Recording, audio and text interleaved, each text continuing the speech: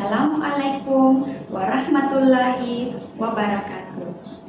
Salam sejahtera untuk kita semua. Perkenalkan, nama saya Andi Safitri Sacita SPMSI. Saya adalah salah satu dosen dari program studi agroteknologi Fakultas Pertanian Universitas Cokro Aminoto Palopo. Pada kesempatan ini, perkenankanlah saya untuk menyampaikan pernyataan diri dosen dalam unjuk kerja Tridharma Perguruan Tinggi atau PDD UKT-PT dalam bidang pengajaran. Pada semester ini, saya dipercayakan untuk mengampu mata kuliah agroklimatologi. Dan melalui video ini, saya akan menjelaskan terkait mata kuliah tersebut dengan prinsip DIA yang meliputi aspek delivery, interaction, dan assessment. Pada aspek delivery, saya akan menjelaskan terkait gambaran umum mata kuliah yang meliputi deskripsi mata kuliah, capaian pembelajaran mata kuliah, materi pembelajaran, sistem dan metode pembelajaran, serta sistem penilaian. Pada aspek interaction, saya akan menampilkan video interaksi untuk menggambarkan bagaimana saya menjalin interaksi dengan mahasiswa selama proses perkuliahan dengan metode pembelajaran yang diterapkan.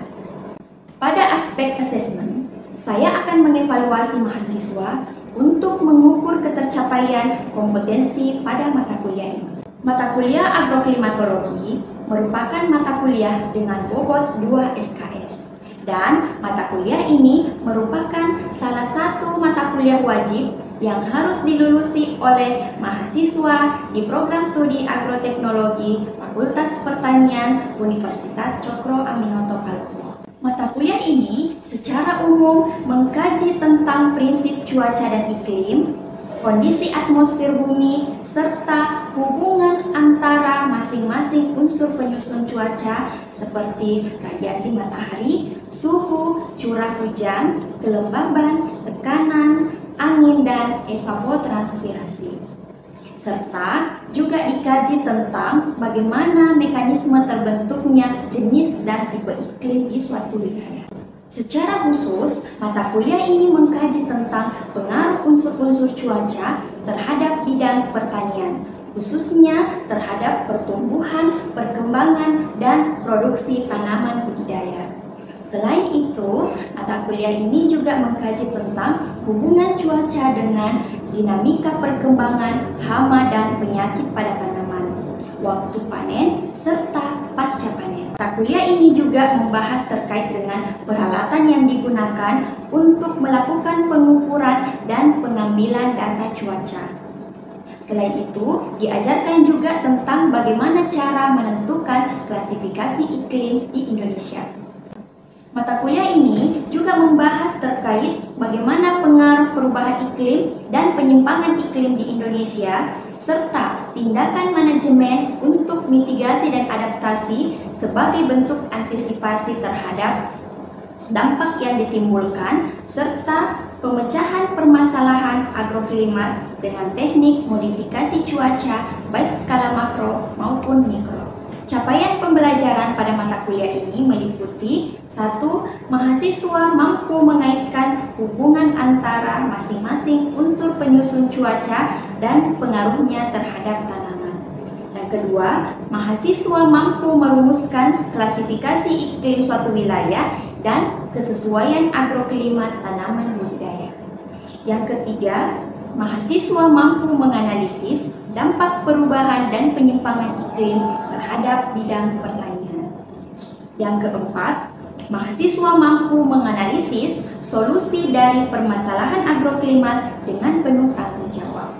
Materi pembelajaran yang diajarkan pada mata kuliah ini meliputi definisi cuaca, iklim, dan atmosfer, peran unsur penyusun cuaca meliputi radiasi matahari, suhu, curah hujan, kelembaban, angin, dan evapotranspirasi dalam bidang pertanian.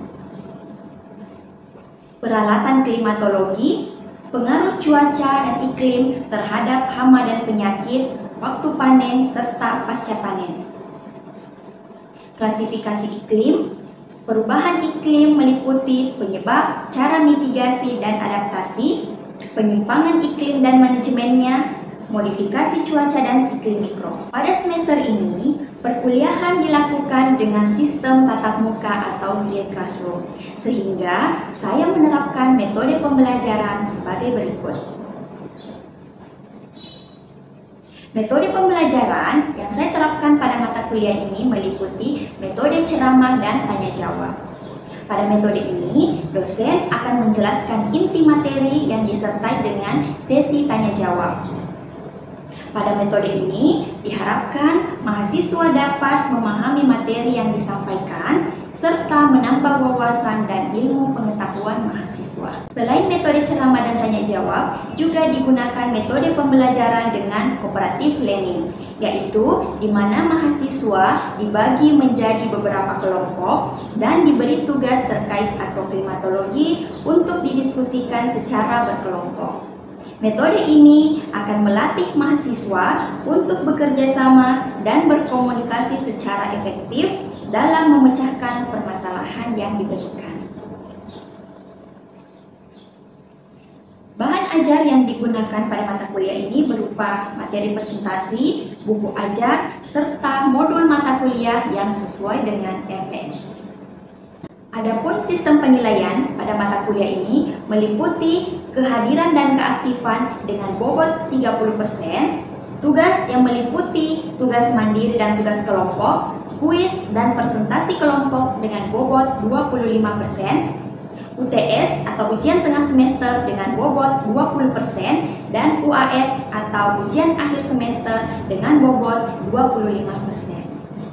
Sistem penilaian ini telah disepakati dengan mahasiswa pada saat kontrak perkuliahan. Indikator penilaian pada mata kuliah ini meliputi kemampuan berkomunikasi, ketepatan menjelaskan dan menganalisis, kerjasama kelompok, serta kebenaran dalam pengerjaan tugas. Untuk interaksi perkuliahan di ruang kelas, mari kita simak video pembelajaran berikut ini, di mana materi yang saya bawakan yaitu terkait klasifikasi iklim di Indonesia. Selamat menyaksikan. Pertemuan hari ini kita mulai saja. Assalamualaikum warahmatullahi wabarakatuh. Waalaikumsalam warahmatullahi wabarakatuh. Bagaimana kabarnya hari ini? Sehat semua? Oke, siap-siap semua ikut perkuliahan ya? Oke, baik. Sebelum kita lanjut untuk materi hari ini, terlebih dahulu Ibu absensi dulu untuk hadirnya ya, siapa yang hadir, siapa yang tidak hadir. Oke, Linda Lestari, aku Milka, Sakian. Kita belajar ya, belajar caranya bagaimana menentukan klasifikasi iklim di suatu wilayah. Nah, jadi klasifikasi iklim ini merupakan cara untuk mengidentifikasi, ya, cara untuk mengidentifikasi dan mencirikan perbedaan iklim. Jadi cara kita untuk mencirikan tipe iklim di suatu wilayah berdasarkan adanya perbedaan bintang dan perbedaan topografi. Masih diingat apa itu pengaruhnya posisi lintang? Masih ingat apa pengaruhnya posisi lintang? Berpengaruh terhadap radiasi matahari. Ya, oke, berpengaruh terhadap radiasi matahari. Nah, jadi posisi lintang mempengaruhi penerimaan radiasi matahari di permukaan bumi. Sehingga wilayah-wilayah yang berbeda posisi lintangnya tentu akan berbeda penerimaan radiasi mataharinya, berbeda penerimaan energinya, sehingga tentu akan berbeda dengan kondisi cuacanya dan kondisi iklimnya. Ya, itu. Jadi misalnya daerah Khatulistiwa, daerah belahan bumi utara, daerah belahan bumi selatan.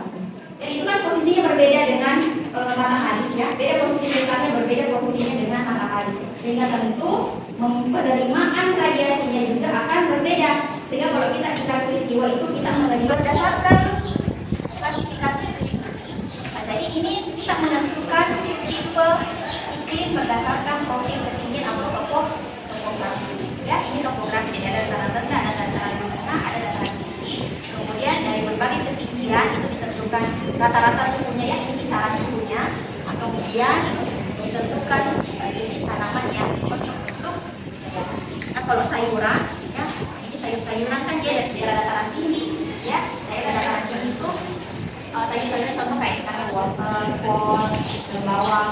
Jadi itu lebih optimal kalau di sini. Di sini juga bisa, tapi laju respirasinya menjadi lebih tinggi sehingga nanti bisa berpengaruh terhadap produksi dan buahnya menjadi kecil ya, nah itu pengaruhnya.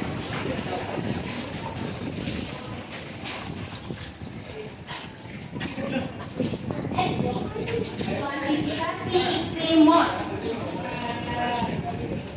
Nah, berdasarkan data yang digunakan ini apa?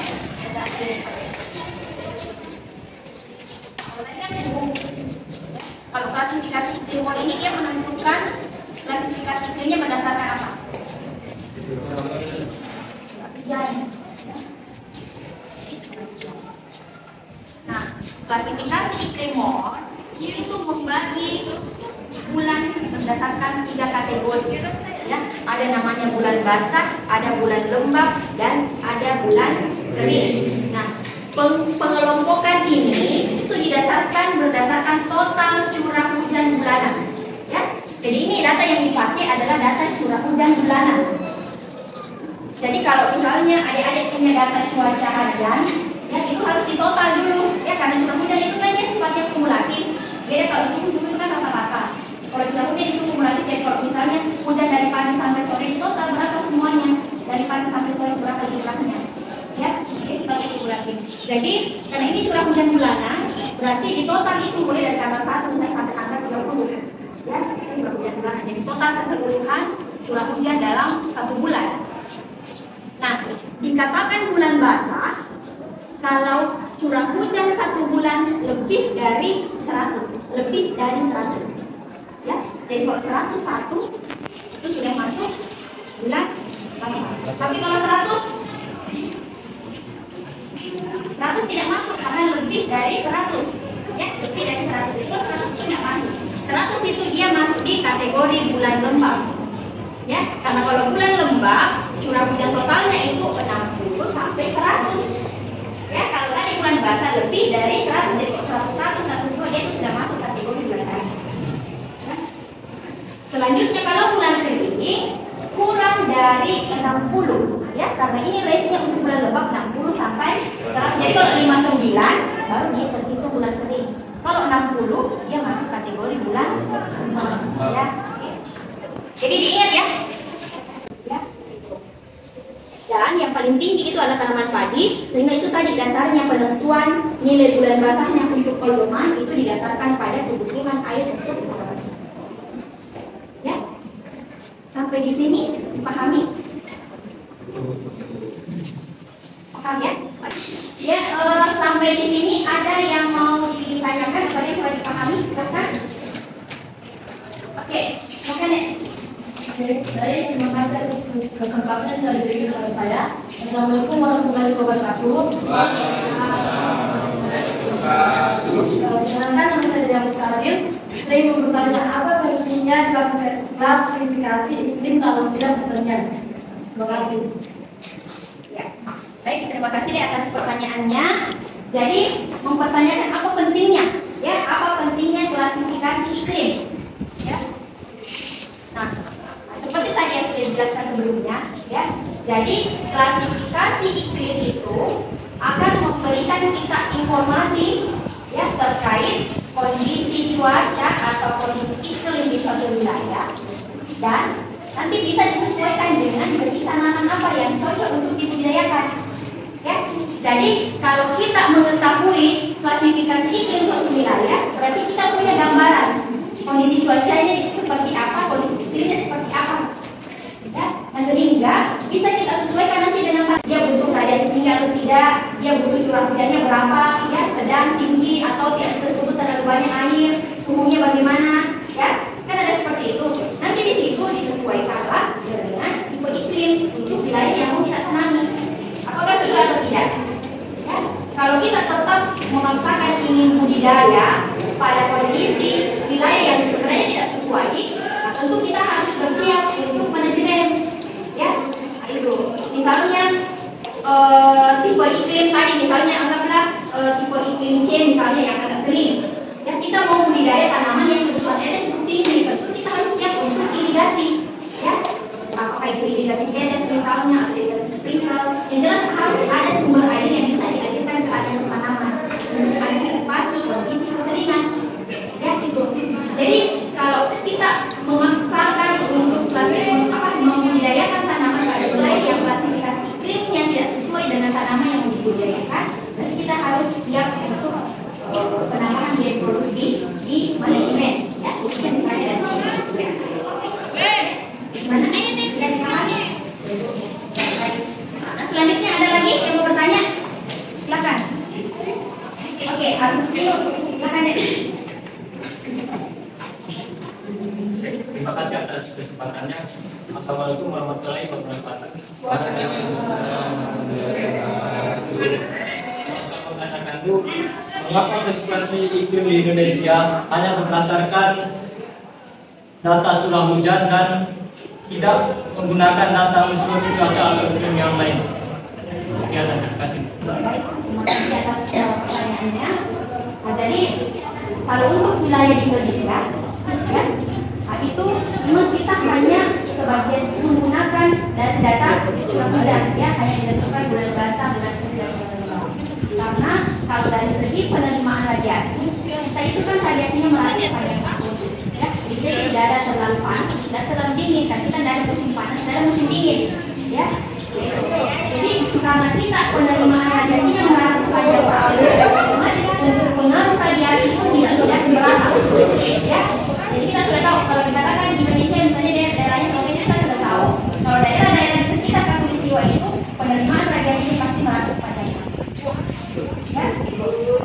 Nah, kemudian kalau berdasarkan suhu itu kan sudah ada tadi, ya, berdasarkan profil ketinggian. Jadi kita sudah tahu itu tanaman-tanaman apa yang cocok untuk dataran rendah. Kan kita sudah tahu bahwa suhu itu menurun dengan ada data itu cuma 5 tahun, ya, cuma supaya usia waktu. Misalnya ini kan ada Januari sampai Desember, ya, berarti nanti dimasukkan ini data curah hujan bulanannya, total curah hujan bulanan, ya. Jadi kalau Januari totalnya 362, begitu juga sampai dengan Desember, ya, ini total curah hujannya. Nah, coba kita menentukan dia termasuk kategori bulan basah, bulan kering atau bulan lembab berdasarkan Smith-Ferguson, ya, Smith-Ferguson tadi, Smith-Ferguson. Jadi kalau 300 ini dia masuk apa? Basah. Ini ini ya, ini bulan basah dan lembab, bulan basah,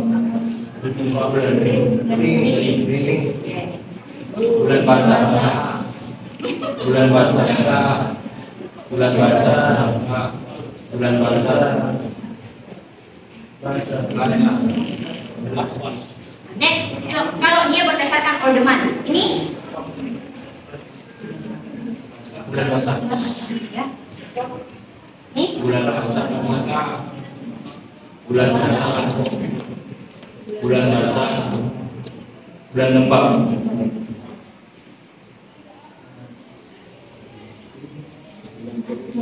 Jadi sudah punya ada dua. Jadi ada nanti yang menentukan berdasarkan Smith-Ferguson sampai dengan tipe iklimnya, ya, sampai dengan penentuan tipe iklimnya dengan ordeman juga.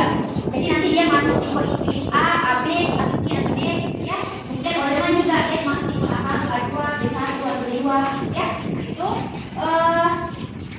yang di sini bisa membentuk forum, ya. Di sini juga bentuk ya. Ya, silakan bisa saling berhadapan, ya, bentuk lingkaran saja. Ya, balik saja.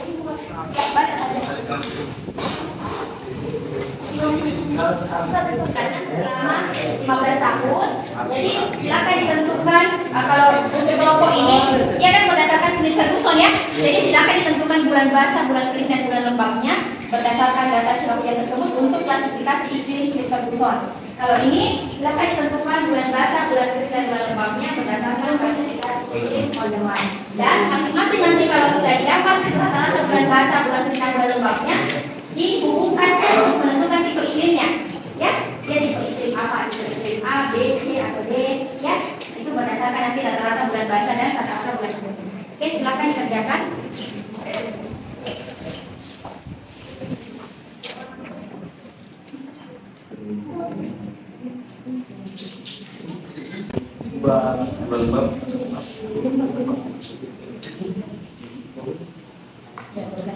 Ya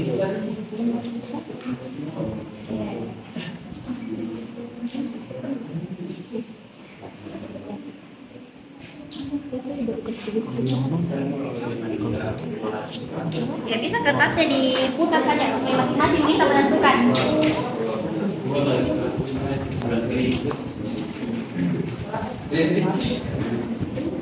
Mana tadi kertasnya? Yang coba ditentukan.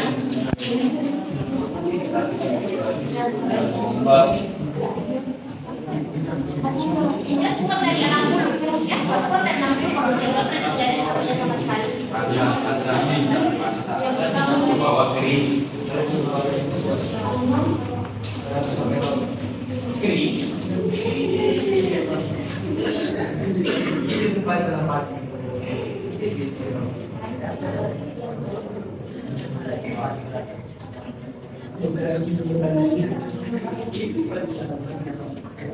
jadi dibagi saja supaya cepat ya, berdasarkan belakang, supaya cepat.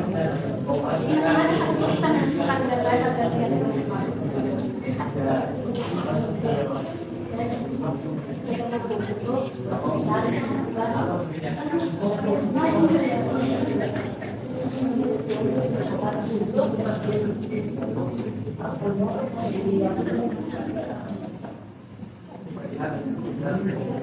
kelompok A ini kan tipe Ferguson ya.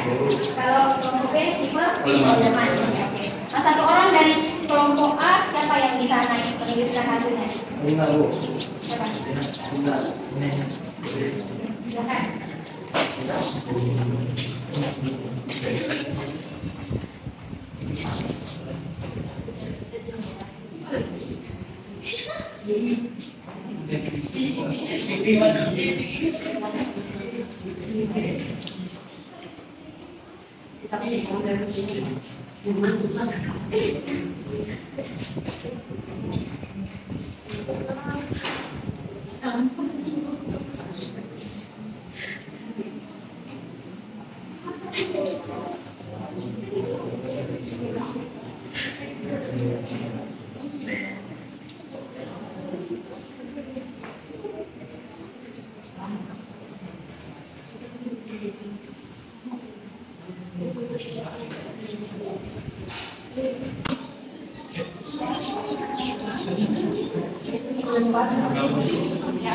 Jadi dari kelompok Ferguson itu sudah menuliskan hasil jawabannya.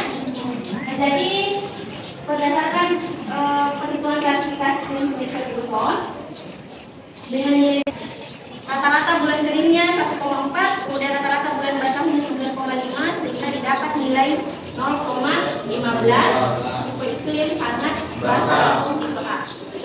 Lihat 0,15.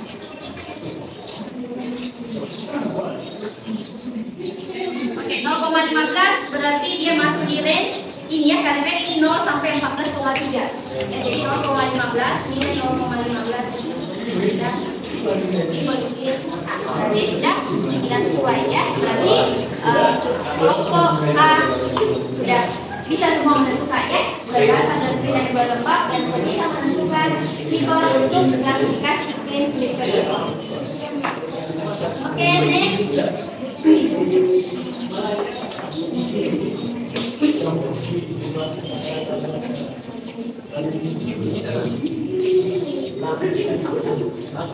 Teman-teman, siapa yang bisa naik menuliskan hasilnya?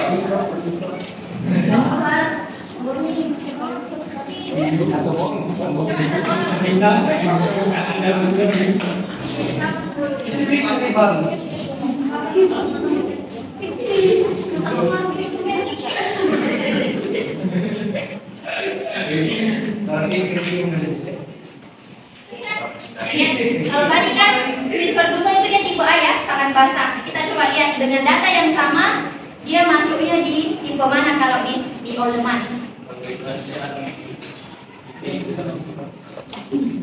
Bersilakan.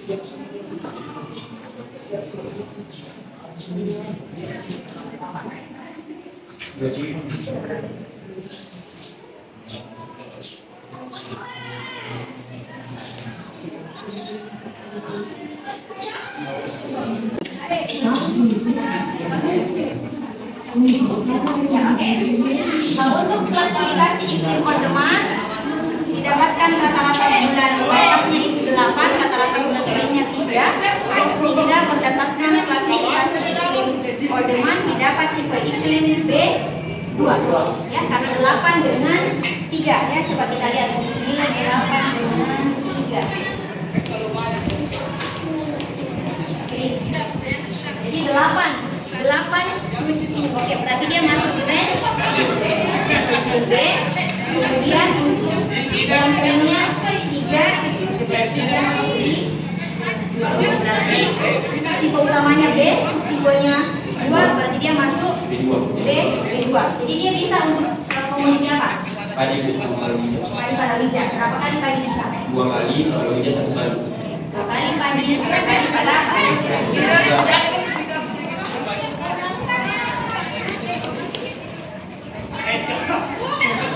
Kalau tadi Smith Ferguson,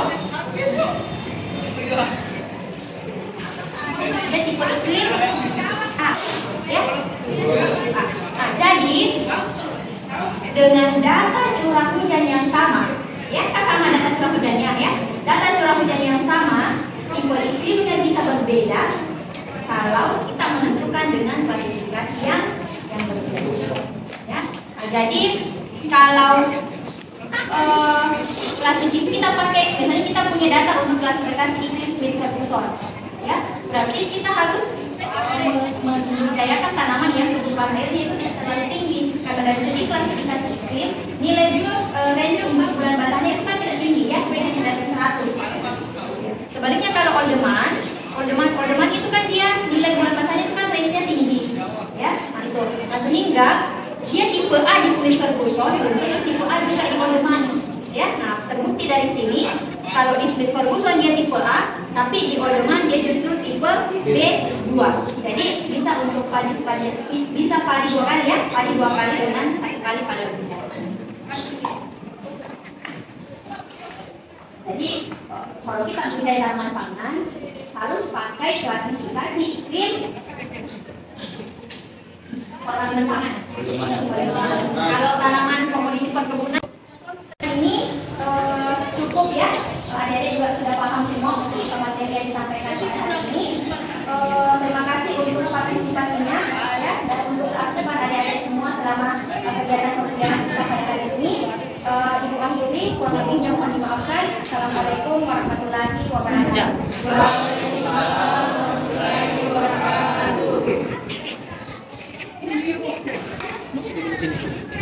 Itulah tadi gambaran proses pembelajaran yang saya lakukan di ruang kelas. Semoga dapat memberikan manfaat untuk kita semua. Terima kasih atas perhatiannya. Saya akhiri dengan ucapan wassalamualaikum warahmatullahi wabarakatuh.